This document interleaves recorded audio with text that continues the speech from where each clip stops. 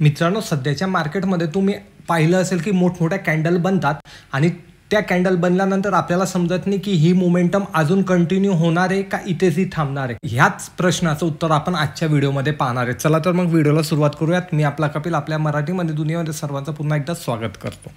तर मित्रांनो, आता सध्या काही कालावधीपासून तुम्ही पाहत असणारे मोठमोठ्या कॅन्डल आपल्याला बनताना दिसतात. जसं की तुम्ही इथे पाहू शकता, इथे पाहू शकता, ही पाहू शकता, ही आहे.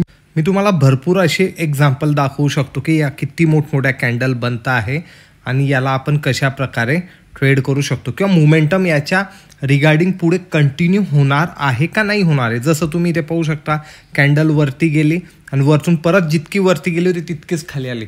आता आपल्याला इथे असं दिसतं की इथे हे ब्रेकआउट झालेलं आहे. मित्रांनो, कॅन्डल वर गेली, आपण इथे बाईंगची पोझिशन बनवतो, परत प्राइस खालच्या दिशेला येऊन गेले. त्याचप्रमाणे तुम्ही इथे पाहू शकता, मोठी कॅन्डल बनली, आपण ही कधी रेंज मार्क केली मित्रांनो, याचं ब्रेकआउट झालं, आपण इथे बाईंगची पोझिशन बनवली आणि इथे वरती साईडवेज होऊन मार्केट परत खालच्या दिशेला आलं. इथे तर आपला स्टॉप लॉस सुद्धा हिट झाला मित्रांनो. आणि आता कधी तुम्ही परत इथे पाहणार तर इथेही ह्या मोठमोठ्या कॅन्डल बनताय, आपण इथे कुठेतरी परत पोझिशन बनवली, मार्केट खाली गेलं, परत वरच्या दिशेला येऊन गेलं. तर मग आपल्याला नेमकं समजत नाही ट्रेंड आहे तो आपल्या दिशेने जातोय किंवा ही जी स्पाइक झालेली कॅन्डल आलेली ही योग्य आहे, यामध्ये आपण ट्रेड करायचा का नाही करायचा. अजून एक मोठा प्रॉब्लेम होऊन जातो मित्रांनो, कधी तुम्ही लक्ष दिलं तर जेव्हा ही बिग कॅन्डल बनते ना, ती कोणत्याही साईडला असू दे, ती कॉलच्या साईडला असेल तर ते कॉलचे प्रीमियम आहे ना एकदम स्पाइक होतात, एकदम वाढून जातात. पण जेव्हा त्या कॅन्डलचं रिव्हर्सल होतात ना मित्रांनो, तर ते खूप जास्ती प्रमाणात कमी होऊन जातात मित्रांनो. आणि मग यामध्ये आपण ट्रॅप होऊन जातो. म्हणजे जो प्रॉफिट फक्त आपल्याला 2 ते 3 मिनिटं दिसतो, त्यानंतर बऱ्यापैकी लॉस आपल्याला इथे दिसायला लागतो. अशाच प्रकारे मित्रांनो सध्या मार्केटमध्ये ट्रॅपिंग चालू आहे. तर मी आज जी टेक्निक तुम्हाला सांगणार आहे मित्रांनो, तिला तुम्ही ऑब्झर्वेशन केल्यानंतर तुम्हाला त्यामधलं प्रावीण्य येणार आहे.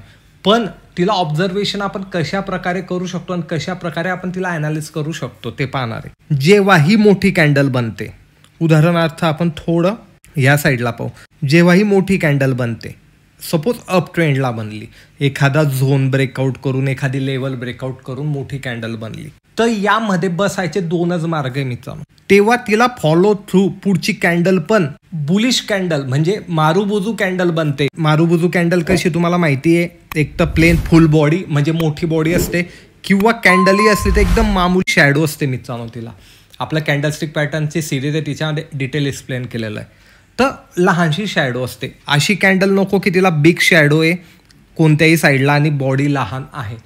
तशी कधी कॅन्डल बनते तर आपल्याला इथे काय समजते, जे बाहेर इथे ॲक्टिवेट झालेले होते, कारण आपण बुलिश साईडचं उदाहरण पाहतो, ते कुठे ना कुठे इथे नव्याने बाईंग होत नाही आहे. म्हणून बॉडी लहान आहे, बॉडी मोठी हवी मित्रांनो.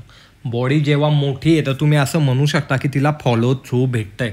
म्हणजे ज्या लेवलला प्राईस वरच्या साईडला गेली तर तिला अजूनही तिथे बायर इंटरेस्टेड आहे. कॅन्डल काय सांगत असतात, कॅन्डल आपल्याला बाईंग सेलिंग कोणत्या प्रमाणात चालू आहे तेच सांगत असतात मित्रांनो. तर तुम्हाला कधी ह्या सिस्टीमला ॲनालिस करायचं तर तुम्हाला कॅन्डलस्टिक पॅटर्न समजणं फार गरजेचं आहे. तर तिला फॉलो थ्रू यायला हवा. म्हणजे वरची साईज लहान असली तरी चालेल, पण मला बॉडी हवी, त्यामध्ये शॅडो कमी हवी. साईज इथे मॅटर करत नाही, लहान मोठी चालेल, पण बॉडी हवी ना की मला शॅडो हवी. कधी शॅडो मोठी असेल मित्रांनो, त्या प्रमाणात तुम्हाला इथे वरती आता फॉलो थ्रू मिळणार नाही. आणि कंटिन्यू फॉलो थ्रू चालू आहे तर तुम्ही हे म्हणू शकता की हा जो ट्रेंड आहे हा कंटिन्यू राहण्याची शक्यता आहे. पण सपोज एक कॅन्डल बनलेली बुलिश, त्यानंतर दुसरी कॅन्डल इथे बुलिश बनली, तिला शॅडो आहे, तर इथे कुठे ना कुठे समजून जा, वरतून शॅडो आलेली म्हणजे काय सांगतोय ते की वरती प्राईस गेली पण रिजेक्शन आलेलं आहे म्हणून प्राईस खालच्या साईडला आलेली. मग इथे कुठे ना कुठे आपल्याला सतर्क होऊन जायचं होतं की हा जो ट्रेंड आहे हा कंटिन्यू राहणार नाही आहे, बाहेर इथे ॲक्टिव्ह नाही आहे. सिमिलर खालच्या साईडला ही सपोज रेड कॅन्डल आहे, तर खालच्या साईडला परत एक बुलिश कॅन्डल बनली तर आपण म्हणू शकतो हा ट्रेंड कंटिन्यू राहील. कधी परत इथे खालून एक मोठी शॅडो बनत असली तर आपण म्हणू शकतो की ही जी कॅन्डल होती ही फक्त स्पाइक करण्यासाठी होती, ऑप्शनचे प्रीमियम वाढवण्यासाठी होती. आता हे का होतं हे समजून घ्या. एक एक्झाम्पल घ्या मित्रांनो, की एखादं ऑप्शन आहे सपोज कॉल साईडचं, ते 10 रुपयाला आहे, एक मोठी कॅन्डल बनते, मोठी कॅन्डल बनल्यानंतर ते 10 रुपयाचं ऑप्शन सपोज 25 रुपयाला चाललं गेलं, लोक इथे बाय करणार आहे. 25 रुपयाला त्यांना ब्रेकआउट दिसेल, लेवल ब्रेक झाली, वॉट एव्हर ज्यांनी ते support resistance demand supply zone जे काढले असेल त्यामध्ये त्यांना ब्रेकआउट दिसेल आणि प्राइस वाढलेली दिसेल. मग ते ऑप्शन कुठे बाय करतील? 20 ते 25 दरम्यान कुठेही बाय करतील आणि मग सेलर तिथून प्राइसला डम्प करता. म्हणजे 25ला लोकांना विकून त्याचा ऑप्शनची प्राइस परत 10 रुपये, 5 रुपये, 2 रुपये, 1 रुपये अशाप्रमाणे ते ऑप्शन पूर्णपणे संपवून टाकतात. आणि हे खास करून एक्सपायरीच्या दिवशी होतं. का?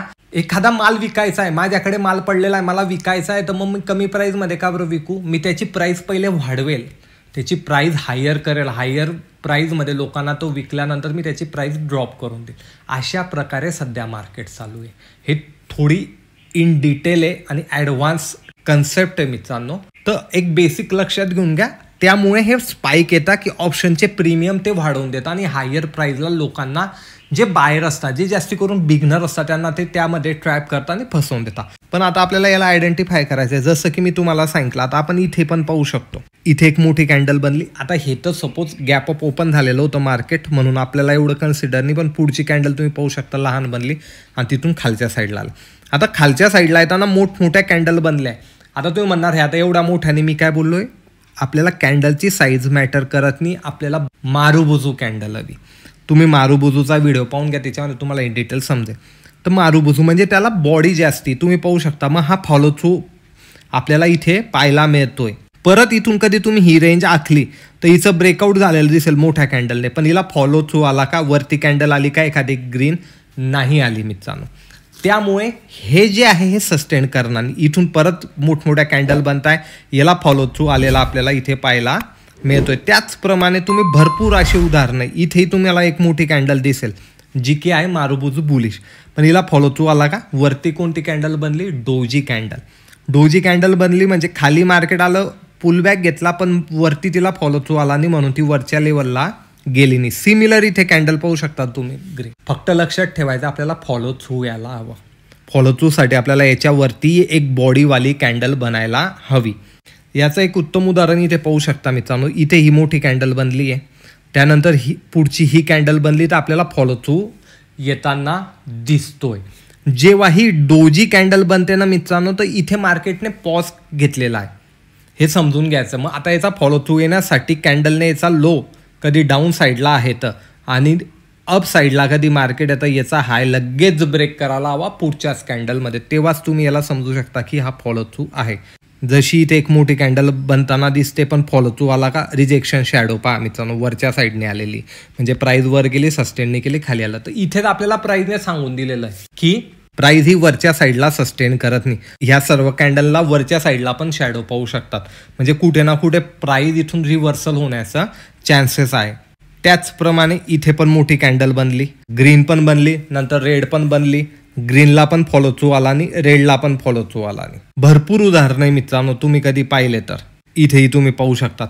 असे भरपूर उदाहरणं आहेत. तर याला ट्रेड कशा पद्धतीने करायचं? जेव्हाही एक मोठी कॅन्डल बनते एक रेंज ब्रेकआउट करून, तर ज्या रेंजला तिने ब्रेकआउट केलेलं आहे तिला रिटेस्ट करून वर जाण्याचा आपल्याला वेट करायचा आहे, तेव्हा आपल्याला एंट्री करायची. नाही तर सेकंड टाइम इथे कॅन्डल बनली तर त्याच्या वरच्या साईडला इथे परत एक चांगली बॉडीवाली कॅन्डल बनल्यानंतर तुम्ही म्हणू शकता हा ट्रेंड कंटिन्यू होईल. साईज मॅटर करत नाही, मला बॉडी त्यामध्ये मोठी हवी आहे. बॉडी कधी मोठी असेल तर तो ट्रेंड फॉलो होऊ शकतो मित्रांनो. जसं तुम्ही इथे पाहू शकता, ही बुलिश कॅन्डल बनली, ही बुलिश बनली, त्याच्याच वरती इमिजिएटली बनली, तर तुम्ही ट्रेंड इथे फॉलो होताना दिसतोय. पण इथे बुलिश कॅन्डल बनली, पुढची कोणत्या? डोजी शूटिंग स्टार कॅन्डल बनली, तर तुम्ही पाहू शकता पूर्ण साईडवेज झालेलं दिसतंय. अशा प्रकारे आपल्याला अनालिसिस करायचं, जे की तुम्ही इथे पाहू शकता, इथे पण सिमिलर झालंय. अशा प्रकारे जेव्हा तुम्ही अनालिसिस करणार मित्रांनो, आणि हे एका दिवसात होणार आहे का नाही होणार आहे हे तुम्हाला चार्टला रीड करावं लागेल. पण सध्या ज्या मोठमोठ्या कॅन्डल बनतात त्याला समजून घेण्यासाठी हा छोटासा व्हिडिओ होता, की ही कन्सेप्ट तुम्हाला समजेल की मोठी कॅन्डल आल्याबरोबर त्यामध्ये आपल्याला ॲग्रेसिव्ह ट्रेड करायचा आणि एक तर त्याला फॉलो थ्रू होऊ द्यायचा, वेट करायचा, नाही तर त्याला रिटेस्ट करायचा, वेट करायचा आहे. आलंय लक्षात? व्हिडिओ कधी आवडला असेल तर लाईक, शेअर, कमेंट नक्की करा आणि अशाच प्रकारचे युनिक नॉलेजसाठी मराठी मनी चॅनलला सबस्क्राईब करा. भेटूया लवकरच नवीन एका व्हिडिओमध्ये. धन्यवाद.